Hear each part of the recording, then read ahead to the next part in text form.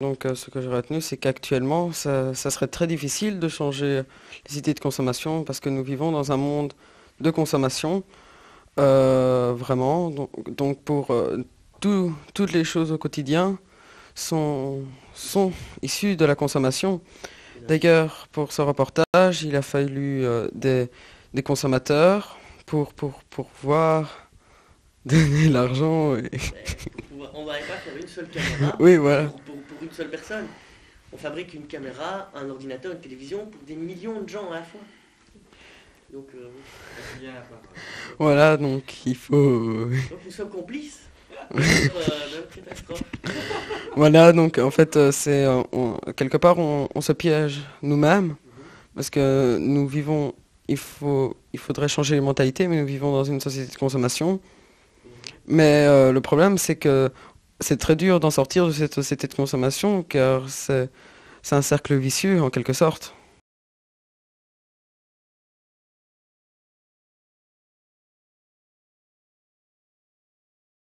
Nous avons eu l'idée d'interviewer les différents partis politiques ou mouvements politiques pour connaître leur programme au niveau de la protection de l'environnement et des changements climatiques. Bonjour, je m'appelle Julien Mailly, j'ai 14 ans, je suis élève et j'essaye de m'intéresser à l'environnement pour pouvoir essayer d'informer les jeunes de mon âge. Bonjour Julien, je m'appelle Réginald de Potesta. Je suis un électron libre, un citoyen engagé, observateur de la catastrophe et aussi initiateur d'un mouvement décroissant qui s'appelle Vélorussion. J'ai compris que nous étions dans un monde qui était fini, donc nous avions des matières, une ressource de matière, et que l'homme a exploité la matière, et qu'à un moment il y avait la moitié, ce ne serait plus que des déchets, et alors il fallait transformer cette matière. Mais il a très bien compris, hein, Julien a compris qu'on était en train de tout dévorer et de tout passer à la moulinette. Pensez-vous que ce soit envisageable de changer de société? Parce que je crois qu'il ne faut pas avoir peur des mots. Je crois qu'il faut vraiment changer de mentalité maintenant et changer de manière de vivre. Est-ce que c'est envisageable? Est-ce que c'est possible? Et est-ce que c'est la solution? On ne peut pas donner au marché la responsabilité de résoudre les problèmes de l'environnement. Il faut passer par une société mixte, une économie mixte d'abord, puis probablement en tout cas un certain autoritarisme ou en tout cas du dirigisme ou de la planification. Donc il y a une idéologie du progrès et cette idéologie du progrès euh, place toute sa foi dans la science et les produits de cette science. Et qui se sert des produits de cette science? Ce sont les militaires pour faire leur guerre, pour être toujours à niveau, pour pouvoir gagner la prochaine guerre. Et ce sont les usines qui vendent des produits, qui font des guerres économiques et qui se servent de la science pour produire des nouveaux produits, les améliorer, etc. Donc on est dans un monde complètement fou et schizophrène et on nous encourage à consommer tous les jours un nouveau GSM, tous les 6 mois ou tous les 2 ans, on peut changer, c'est déjà trop. Un ordinateur, en 5 ans, l'entreprise amortit et il faut remplacer. Pour être à la mode, on se distingue avec des objets neufs. Et donc une chemise neuve, un pull neuf, et donc on ne réutilise rien, on jette et on se rééquipe et c'est sans fin.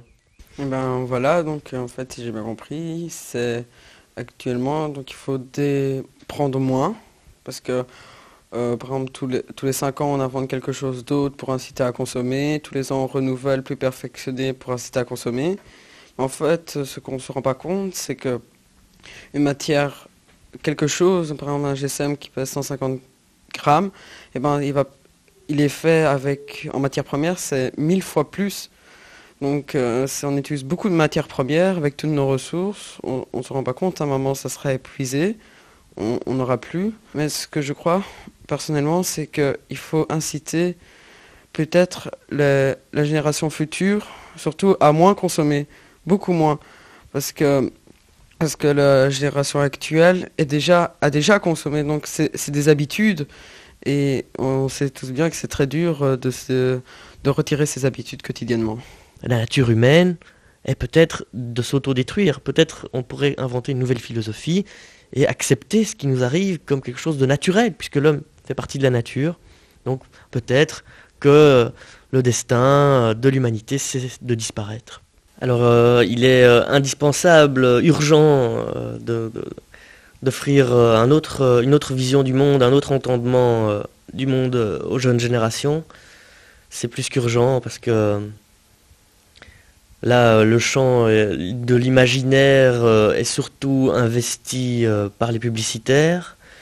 Donc c'est la télévision, les enfants passent des heures devant la télé et c'est la télé qui offre le rêve. Qu'est-ce que tu en penses, toi? Un cours qui serait donné pour sensibiliser les enfants de ton âge à la protection de l'environnement et à mieux consommer? C'est vrai que pendant qu'on est en train de sensibiliser les jeunes, la génération actuelle continue toujours à polluer.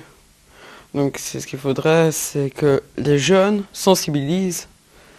Une fois que les jeunes sont sensibilisés, qu'ils sensibilisent la génération actuelle, je crois que ça a plus d'impact que ce soit les jeunes qui leur parlent que des personnes de leur âge.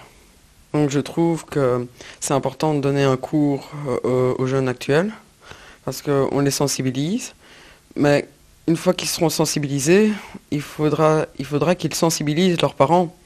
Parce que pendant qu'on leur sensibilise, les autres, la génération actuelle, continuent à polluer.